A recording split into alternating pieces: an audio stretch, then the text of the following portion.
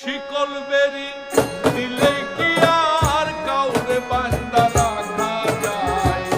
শিকল বেরি দিলে কি আর কাউরে বান্দা রাখা যায়? কে জানিত তার পিরিতে পুরিবে কপাল।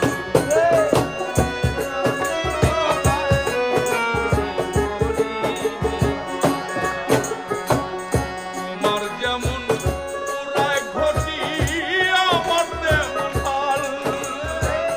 কে জানিত তার পিরিতে পুরিবে কপাল।